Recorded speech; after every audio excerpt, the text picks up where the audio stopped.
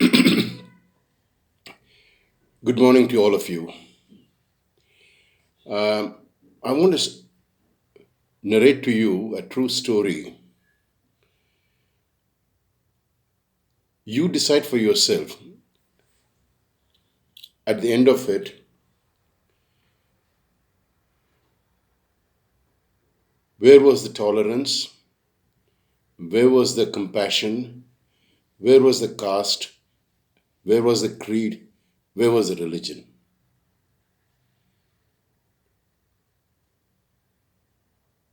Where was the status of being poor and being affluent? You decide for yourself. Way back in the early 80s, when I was an, an advertising executive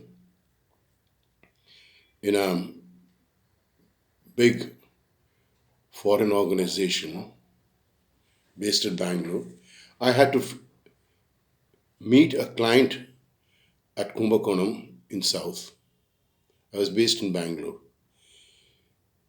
Those days, the way to reach Kumbakonam was to go to Trichy by the broad gauge Bangalore Trichy Express, and from there, most convenient, comfortable train was the Soren Express at 7:30 in the morning to reach going to Chennai, going via Kumbakonam.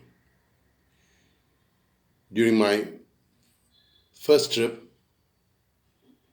the train scheduled arrival was around 5:30 in the morning at Trichy. Reached around 4:45, much um, earlier, ahead of the schedule. I saw most of the passengers had alighted, and the platform was looking barren, desolated, and there was not a soul. At length, I saw a frail-looking cooling, coolie advancing towards me. I was skeptical. I stood my ground. He came up to me and said, "Sir, can I help you? Is there anything that I can do for you?" Rather hesitatingly, I said, "Yes. I have to catch the 7 o'clock train to Kumbakonam. I need to go and have a wash. Is there any way you can? And this is the first time I'm coming to Trichy. Can you help me out?" He said, "Sir, with pleasure. Please come with me."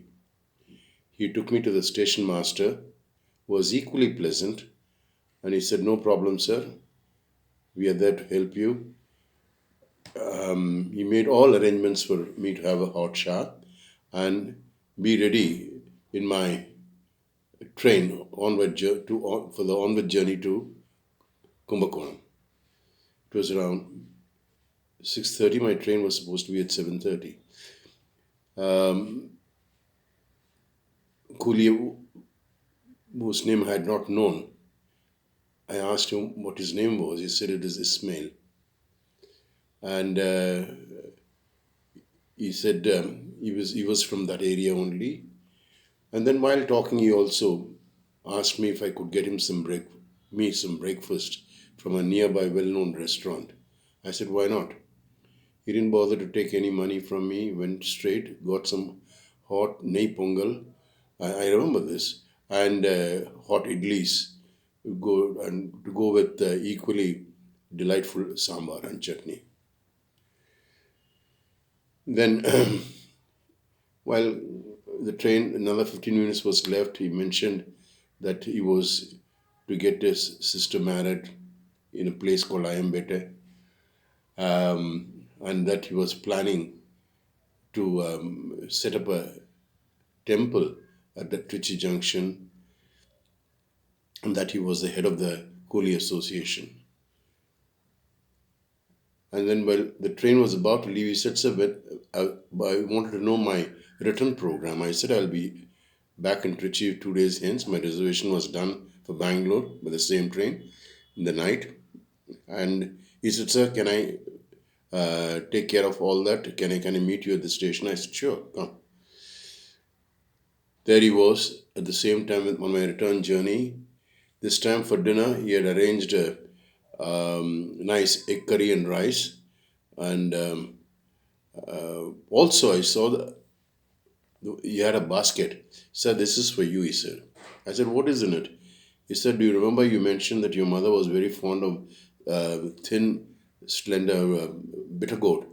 And I bought some good vegetables which you mentioned I should get from Tappukolam Koil.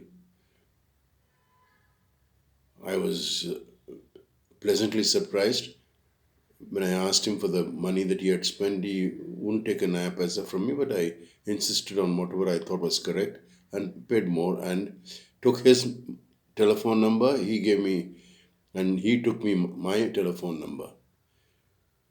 There began our long relationship. Month onwards, many of my friends going to Karaikudi, Pudukottai, Rameshwaram, all those places had to change trains in Trichy, took his help, and even I kept Trichy as a base when I took my parents on a trip to south, taking a car from Trichy to various places. He arranged for the car. He arranged for the retiring room, and my when my mother got seriously ill with breathing problems, he was the first one to bring in the doctor, and and absolutely he was behaving like a family member. We didn't for a moment realize he was a coolie. He was also treated him like a family member, and he was all help to us. The family adjusted to him. The friends spoke very highly of him, and our relationship only went from strength to strength. Came a period in the late 80s when I had to take up a new job in Calcutta, and my interaction with Ismail became less, and it became lesser when I took up another new job in Delhi, and I was hardly in touch with him. I think it was in the early 2000 or thereabouts when I got the message that Ismail had passed away, succumbing to cancer. But I got a phone call from an elderly coolie whom I had also known. He was the one who rang me up and he said, sir, he asked me to mention to you also that his sister has got married. Your help was very useful to him and he'll always remember me. Yes, it was a very poignant moment. Uh, I felt I had lost a very dear friend.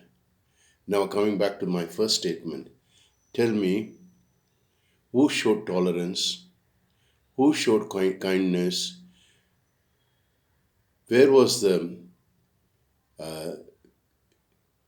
creed, religion in all this? There was nothing at all. Two individual human beings respecting each other with nothing in between at all. It was not because he was poor and he wanted to become well known that he came to me. There was nothing of that sort because we had treated him like a family member. No caste, no creed, nothing at all. Pure 100% highly concentrated, wonderful relationship. Now, this is what I want to speak about. There are so many instances which I can give. I'll give you a few of them where even the educated, highly educated, uneducated behave like uneducated people. Recently, my car was parked on the driveway, not in the inside area allocated for parking car in my apartment in the building. Because we had to go out urgently. We had just returned, we had to go out urgently for another errand. There was this gentleman supposed to be the president of the club walking up and down on his midday walk and was I was inside the car, but the windows were all locked. All, it's a new car. angrily gesticulating to me as to why I parked the car here and why it should be here. It's not the parking area. Calling the Darwan and creating a scene. Within 2 minutes, my wife and child, my son, they came back and we went off.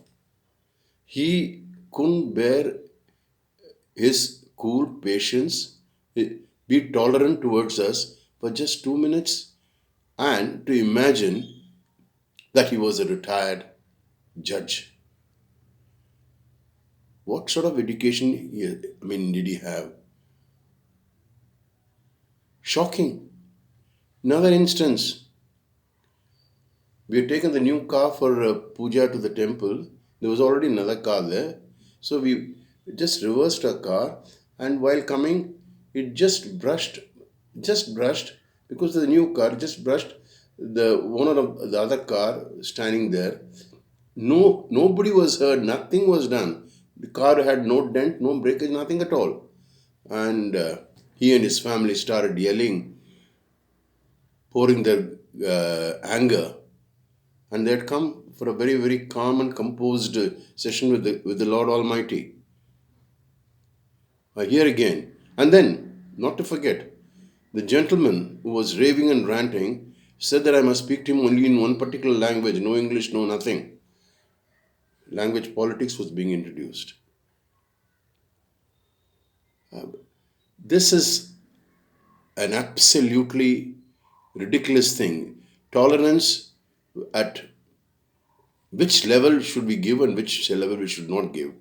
In the formative years, our parents imbibed character, the tray of character, and the ingredients that go to make character. Among the many, were tolerance and compassion. But in my opinion, tolerance should be shown only to those who really deserve tolerance. And compassion should be there. Kindness only for those who deserve compassion. We should be able to recognize when to be tolerant and when to be compassionate. We should not allow people to take advantage of our goodness and kindness for granted. It's not the done thing. I feel these two traits, tolerance and compassion, are very important in our lives. As we move up, I'm, I agree that we are living in a technology driven world. At the same time, I'm also saying that without these two traits, there are very many other traits in our character building. But without these two traits, even technology will go for a six. We must have the maturity to be very tolerant, highly compassionate as the situation demands. Thank you.